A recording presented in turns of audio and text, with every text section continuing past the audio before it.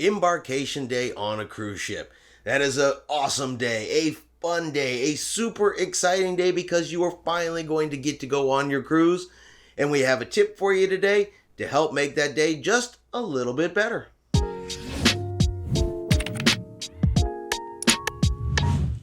Chris here with High Seas Cruising, and welcome to today's video. All right, today is day 8.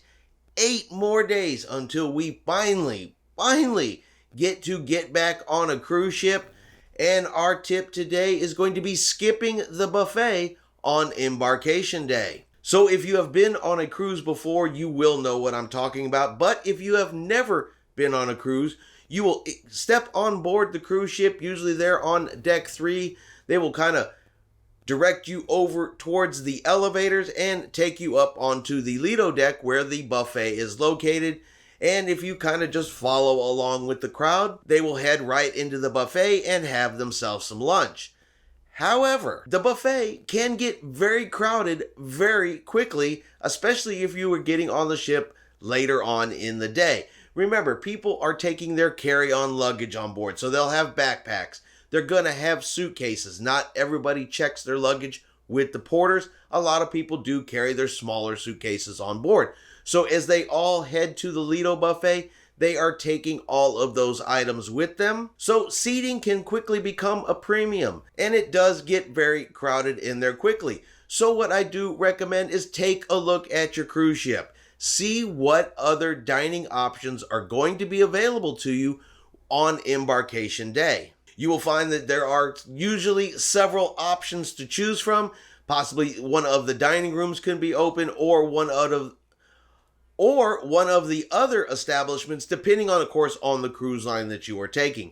Now, just to give an example, when we get on our ship here in 8 more days, my plan is to skip the buffet on embarkation day, and we're going to go over and eat at the Pig and Anchor. One, it is on a completely different deck. If they have never been on the cruise ship before, they may not even know where it is right away. So if you can get there early enough, there is no line. Go right in, get some food, enjoy yourself a lunch before the crowds even realize that it is there. And with all of the dining choices that are available on cruise ships, getting some of the other restaurants out of the way, especially if there are ones that you really want to try, done early, is a good thing. Remember, the buffet is going to be there every single day. It's there for breakfast, it is there for lunch, it is there for dinner. And while it is just my personal opinion, because there are people who absolutely love the buffet, I think there are a lot of other choices that I would rather try first, I would rather enjoy first, and then use the buffet simply as a place to get something in between, or a snack, or something like that, especially when it is less crowded. So that is our day 8 cruise tip, and that is skip the buffet on embarkation day, unless you just absolutely love the buffet. All right, I hope you have enjoyed today's video. If you have, do me a favor, let's give it a thumbs up.